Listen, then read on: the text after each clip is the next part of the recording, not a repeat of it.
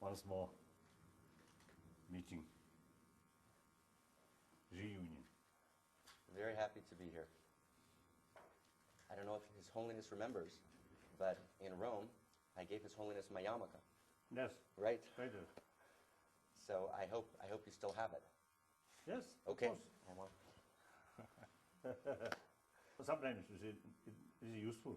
So, When I visit some city, like Jerusalem, the Valley Wall, yes. or some visit to Jewish community, sometimes that useful. That's it. So I kept. Thank you. Thank you very much. It's wonderful to be here. And I'm coming representing not Rabbi Marc Gafni, representing the state of Israel and the Jewish people. And it's an honor to be here. And on behalf of the state of Israel and the Jewish people, we want to thank you for receiving us in your home.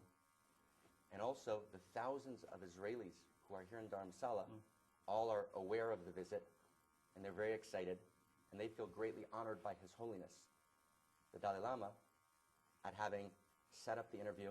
And we know that His Holiness is in the middle of writing a book. So in the morning he's writing the book, in the afternoon His Holiness is writing a book. So we appreciate during lunchtime giving us some time to do a real interview. Thank you very much. Now, the topic that we'd like to talk about today would be, how does the world of spirit shape, affect, change the real world of politics and economics? How does spirituality become not just a principle for the study hall, but actually something that actually, in a practical way, changes the world? And we have in our tradition a beautiful tradition in the Kabbalah that says to be sane is to be sane, to be normal, sane. Insane and sane. To be sane, to be a normal person, is to know reality. To be insane, crazy, is not to know reality. So the deep reality that we know from scientific tradition is that all people are connected. No one is separate. That separation is an illusion. And so when people say that to know spirit, that spiritual people are disconnected from reality, we think that's really not true. That really to be spiritual is to be connected to reality. So we thought about an idea we wanted to bring before you. What if at some point there were meetings, conferences, like the Dalai Lama has convened in the world, of local leaders, regional leaders, and international leaders who would get together for a week, 1 week a year, to do spiritual practice of any kind, so that when they negotiate, they actually feel the interconnectivity of reality. Right? It would be a different world. So when one world leader negotiates with a different world leader, after a week of doing shared spiritual practice, the world would be very different. And so we thought we could talk about today, and I brought our Gil Kopat to ask us the questions, because on television he gets better ratings than I do, right? So that perhaps he would ask us 6 or 7 questions, and in answering those questions, we could perhaps create an agenda for what a world conference of leaders might want to study together in terms of how spiritual principles could actually, in a practical way, make the world of politics and nations a better world. That's what we wanted to come and talk about today. Oh, very important. Yes, very good. Okay. Very good topic. Good topic. So we're off to a good start. Okay, His Holiness, Honorable Rabbi Gafni. First question is, what does love mean? And how would you teach the spiritual and principal practices of love? Of course, my knowledge, English, I think very superficial. So I don't know the exact meaning of love. But when I use this word, something very dear, very close, and not only closeness feeling, but also sense of concern, sense of respect.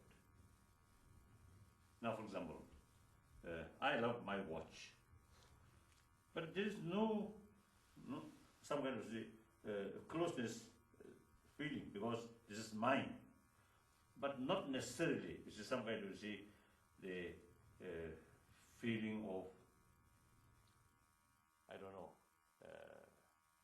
concern or feeling of sort of sharing the same experiences.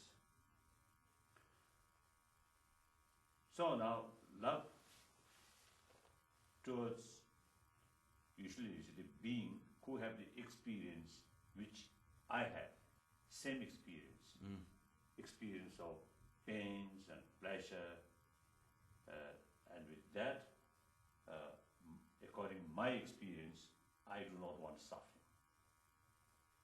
So because of that, then respect the others,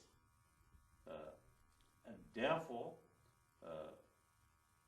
develop some kind of sense of concern and dear, very close, almost like part of myself, taking care. That's genuine love. Beautiful. Beautiful. So that love or affection,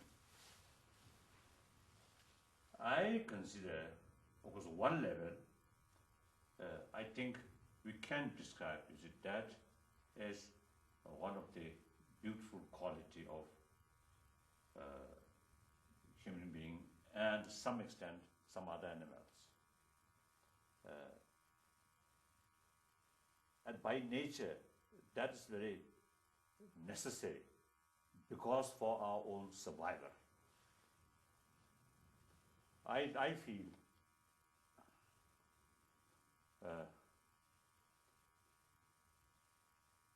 our first experience about the importance of love we learned from our mother. Just after birth, born. I think the first sort of, our movement or activities, I think movement closer to the mother and receiving or sucking milk. At that moment, if child side or negative feeling towards mother, they will not go that way. Mother side also, I mean generally speaking, sometimes unfortunately unwanted child also sometimes is happening. Now generally speaking, mother side also, you see, look the child as a part of mother's own body. So very close. With that feeling, then take, even though you see, they sometimes quite troublesome, some small child, but mother, you see, really, you see, take every care. So that, in reality, necessity for survival. So I feel, because you see, our existence, our beginning of our life, through that way, so the affection become part of our life, very important element or very important factor at the beginning of our life. And that, I think, essentially goes till our death. Although the other negative emotions, also part of our mind, like hatred, anger, jealousy, these things. But I think one dominant emotion, whole our life, I consider love, affection. These are very important. Thank you. So, old tradition talks about importance of love, compassion, forgiveness, these things. So that's my view. Thank you. Thank you very, very much. Thank you.